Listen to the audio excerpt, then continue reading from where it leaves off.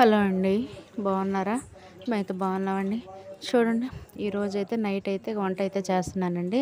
Curry వచ్చేసి ఇంకా నేను పచ్చి పులుసులా చేస్తున్నానండి. పచ్చి పులుసు చేసి ఆమ్లెట్ వేద్దామని చెప్పేసి పచ్చి పులుసు అయితే చేస్తున్నానండి. సింపుల్గా చేస్తానండి నేనైతే.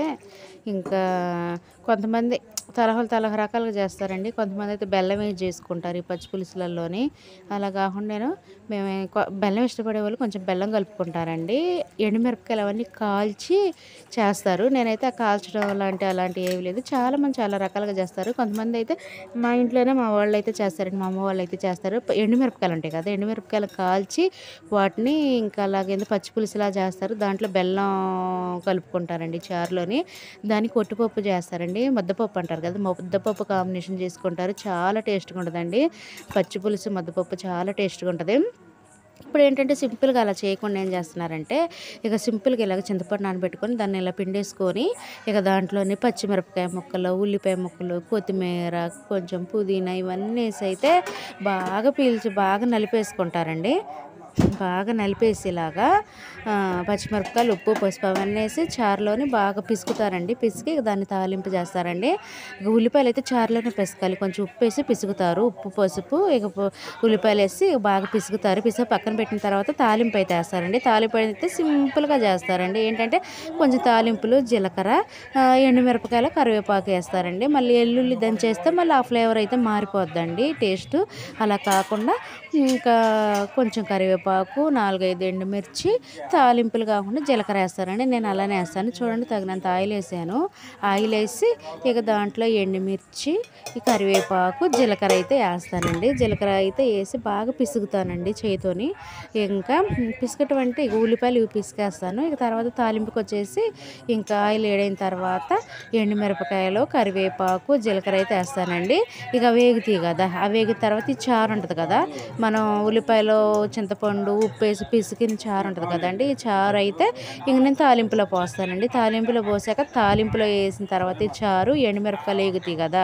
బాగా ఏగాలండి నూనెలో. ఏగిన తర్వాత ఇలా పిసుకుతుంటే, నలుపుతుంటే అవైతే నలిగిపోవాలండి ఎండుమిరపకాయలు. అలాగైతే వేయించుకోవాలి ఎండుమిరపకాయలని. వేయించుకున్న తర్వాత ఇంకా అలా ఏగిన తర్వాత ఈ చారు పోస్తాం కదా! ఈ చారు పోసిన తర్వాత ఇక చారు మరుగుతున్నప్పుడే ఇక ఎండుమిరపకాయలు బాగా పిసికేసుకోవాలి. ఎండుమిరపకాయలు కూడా పిసికితే దాంట్లో ఉన్న కారం అండి. ఇంక దీనికి కారం అయితే మనం ఏం వేయం కదా! ఇక పచ్చిమిరపకాయలు కొన్ని వేసుకుంటాము. ఎండుమిరపకాయలు, పచ్చిమిరపకాయలు ఇంక తాలింపులో పోసిన చారుని ఇట్లా పిసికేసుకొని ఎండుమిరపకాయలు పట్టుకొని బాగా పిసికేసుకోవాలి. పిసికి నలిపితేనండి దాంట్లో ఉన్న కొంచెం కారం అనేది చారులోకి ఇక చారులో కలిసిపోద్దండి. మనకి ఇక చారుకి కారం అదేనండి. ఇక చూడండి, తాలింపులో వేసాను కదా! బాగా పిసుకుతున్నానండి. ఎండుమిరపకాయలు, మళ్ళీ ఆనియన్స్ ఇవన్నీ ఇలా పిసికేస్తే దాంట్లో ఉన్న కారం అయితే బాగా ఇక ఎండుమిరపకాయల కారం ఉంటుంది కదా! ఇక కారమే కొంచెం చారులోకి మరిగి ఇక పులుసుకి కారం సరిపోద్దండి. చూడండి, ఎండుమిరపకాయలు అయితే బాగా క్రంచీగా ఫ్రై అయినాయి కదా తాలింపులోని. ఇట్లాగ నలుపుతుంటేనే ఇంకా పొడి పొడి అయిపోతున్నాయండి, నలిగిపోతున్నాయి. అలా నలుపుకున్న తర్వాత పిసికేసి కాలిపోతుందండి చారు అయితే. కింద మంట ఉంది కదా, వేడిగా మంట మండుతుంది కదా! ఇక ఎండుమిరపకాయలు పిసుకుతుంటే ఇంకా చారు అయితే కాలిపోతున్నా సరే ఫాస్ట్‌గా పిసికేస్తున్నానండి ఆనియన్స్, ఎండుమిరపకాయలు అలా.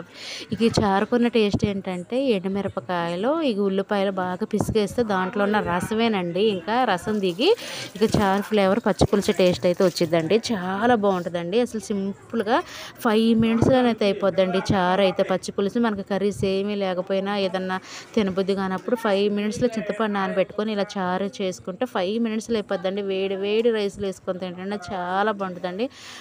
ఫ్రీ మోషన్ అయ్యిద్ది. మళ్ళీ కడుపులో చల్లగా బాగుంటుందండి. కొంచెం చారులు తింటేనే కదా ఇంకా అట్లాగా ఫ్రీ మోషన్ లాగా కొంచెం కొద్ది కడుపు నుండి ఎక్కువ తినగలుగుతామండి. ఎప్పుడు ఒకే రకం కర్రీలు చేసుకొని తినబుద్ధి కాక ఇలాంటి చారులు చేసుకుంటే చాలా బాగుంటుందండి. పచ్చి పులుసు అయితే రెడీ అయిపోయిందండి. అలా పిసికితేనే దాంట్లో ఉన్న ఫ్లేవర్ వచ్చేసి చారుకి చాలా బాగుంటుందండి. ఇంకా చారు అయితే రెడీ అయిపోయింది కదా! ఇక దీంట్లోకి వచ్చేసి ఆమ్లెట్లు అయితే ఏమన్నారండి. నేనైతే ఆమ్లెట్లు అయితే వేస్తున్నానండి. మేము అయితే ఉన్నాం. మా అందరికీ మళ్ళీ ఒకటి రెండేసి తలా కొంచెం తినటం కంటే తలా ఒక ఆమ్లెట్ తినేదే మనం ఎప్పుడో ఒకసారి కదండి. కోడిగుడ్లు ప్రతిరోజు డైలీగా చేసుకోం కదా ఆమ్లెట్లు.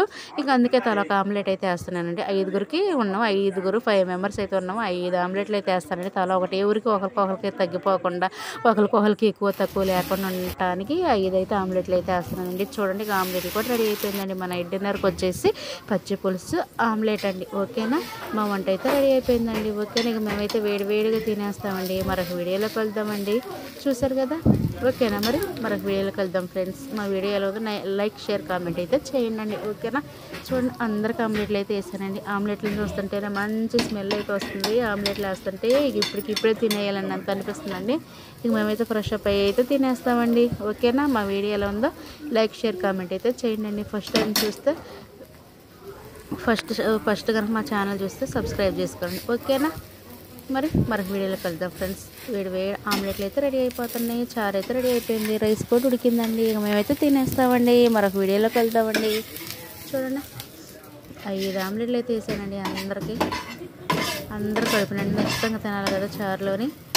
అప్పడాలు అయితే వేయించుదాం అనుకున్నానండి. కాకపోతే ఎందుకులే రోజు పాపడాలు అవి అవుతున్నాయి కదా అని చెప్పేసి ఇక నేనైతే ఇంకా ఆమ్లెట్ అయితే వేసానండి. చూడండి 5 ఆమ్లెట్లు అందరికి తలొకటి అనమాట. ఇంకొకేసారి అయితే వేస్తున్నానండి. ఓకేనా, మరొక వీడియోలోకి వెళ్దాం ఫ్రెండ్స్. బాయ్.